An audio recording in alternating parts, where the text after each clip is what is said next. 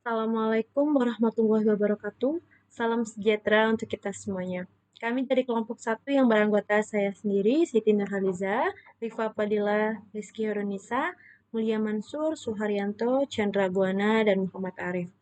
Baiklah, kami akan menjelaskan materi topik yang kedua yang berjudul Multi-Objective Optimization.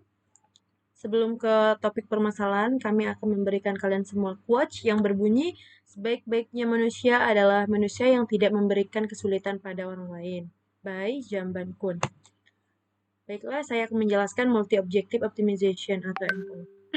Multi-Objective Optimization atau MO adalah daerah beberapa kriteria pengambilan keputusan yang berkaitan dengan masalah optimisasi matematika yang melibatkan lebih dari satu fungsi tujuan yang akan dioptimalkan secara bersamaan dan fungsi kendala dalam bentuk pertidaksamaan.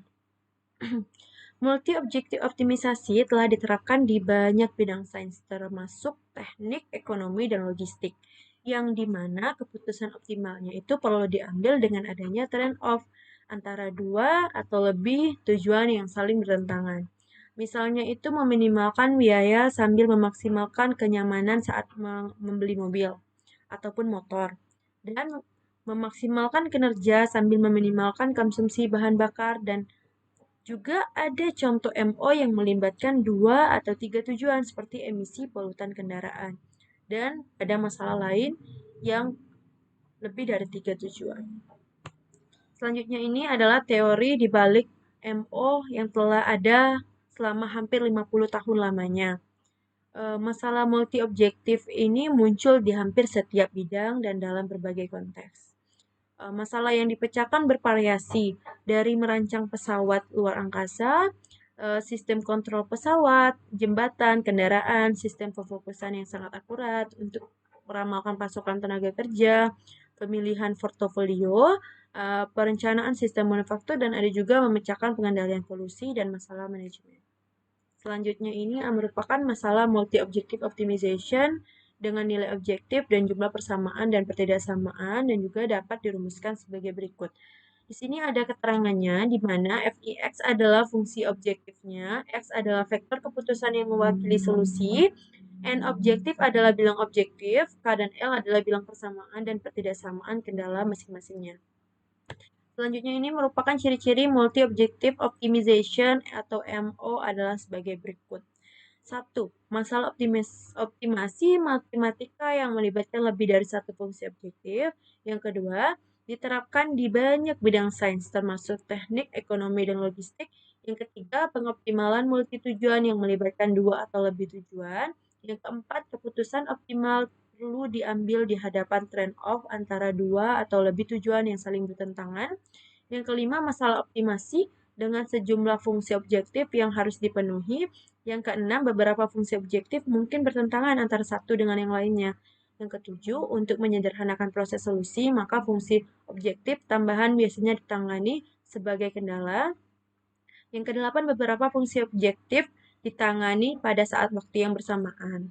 Selanjutnya merupakan pengelompokan multi-objective optimization, yaitu MO linear dan MO non-linear. Yang pertama, MO linear.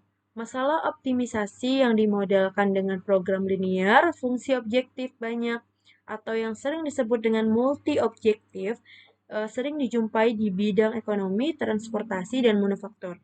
Adapun masalah utama dalam optimasi tersebut adalah menentukan penyelesaian optimal, ataupun nilai maksimum ataupun minimum, fungsi objektif dengan pembatasan yang sudah diketahui. Yang kedua, MO non-linear. Permodelan permasalahan yang dihasilkan tidak hanya dalam bentuk linear, tetapi juga ada dalam bentuk non-linear. Oleh karena itu, sampai saat ini masih banyak peneliti yang menangani penyelesaian masalah optimisasi non-linear. Penerapan masalah optimisasi multi-objektif pada portofolio keuangan, misalnya itu pada investasi saham, dan juga pada masalah peluang keuntungan harus dimaksimumkan dan harus bersamakan dengan resiko yang harus diminimumkan. Untuk mengoptimumkannya, maka satu fungsi objektif harus mengorbankan fungsi objektif lainnya. Untuk mendapatkan satu solusi dan mengukur beberapa baik beberapa baiknya solusi ini dibandingkan dengan solusi lain itu merupakan tujuan utama penyelesaian masalah nonlinear. Selanjutnya itu Pareto optimal. Secara matematis, masalah MO menggunakan Pareto atau multi objektif dapat ditulis sebagai berikut. Dapat dilihat dari grafis yang kalian lihat. Metode Pareto menjaga unsur-unsur vektor solusi terpisah atau independen selama optimasi, dan konsep dominasi ada untuk membedakan didominasi dan tidak mendominasi. Berdasarkan pembahasan tentang Pareto optimality di atas, solusi optimal yang perlu uh, diperoleh bukan berupa satu titik aja, melainkan kumpulan beberapa titik. Yang kesemuanya titik itu memenuhi konsep Pareto optimality. Nah, kumpulan titik-titik tersebut adalah himpunan optimal Pareto, karena semua titik tersebut mendominasi titik-titik yang lain. Nah, maka selanjutnya himpunan yang penyelesaiannya optimal Pareto yang dihasilkan dapat dianalisis oleh pengambilan keputusan. Selanjutnya itu Pareto optimality. Solusi sepanjang garis adalah solusi yang tidak didominasi. Solusi yang didominasi berada di dalam garis karena ada solusi lain di garis dengan setidaknya satu tujuan yang lebih baik. Itu garis tersebut adalah bagian depan optimal Pareto dan penyelesaiannya disebut dengan optimal Pareto. Semua solusi optimal Pareto tidak mendominasi. Ini merupakan solusi optimal Pareto, yaitu terdapat 9 tipe-tipe tiket pesawat dari A sampai I. Ini merupakan dipilih dari fungsi objektif, biaya minimum, dan waktu yang minimum juga. Ini kita dapat lihat. Kita lihat tiket pesawat A dan B tidak tiket pesawat A dan B. Tiket pesawat A itu lebih baik dari sudut pandang waktu dan B itu lebih baik dari sudut pandang biaya. Dengan demikian, A dan B merupakan himpunan yang tak didominasi. Namun jika B dan C kita lihat, kalau B itu sama dengan C dari sudut pandang waktunya, tetapi B itu lebih baik dari segi harga. Oleh karena itu, kita dapat mengatakan bahwa B itu mendominasi C. Jadi, selama B itu pilihan yang layak, maka tidak ada alasan untuk memilih yang lain. Selanjutnya ini contoh 9 tipe tiket pesawat yang dipilih dengan fungsi objektif biaya minimum dan waktu yang minimum juga. A mendominasi C, B mendominasi C, E, G, dan I. D mendominasi E, G, H, dan I. F mendominasi G, H, dan I. Mempertimbangkan dua tiket antara A, B, D, dan F, ditemukan bahwa mereka tidak saling mendominasi.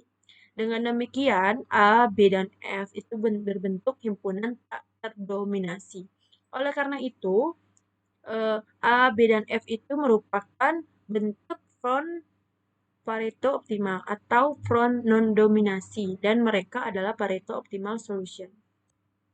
Selanjutnya ini merupakan contoh solusi optimal Pareto dari 9 tipe tiket pesawat yang tadi, yang dipilih secara fungsi objektif, biaya minimum, dan waktu yang minimum juga. Ini dapat dilihat dari grafis A, B, D, dan F itu ada pada garis yang sama, dan di luar garis itu merupakan himpunan yang tidak didominasi. Jadi A, B, D,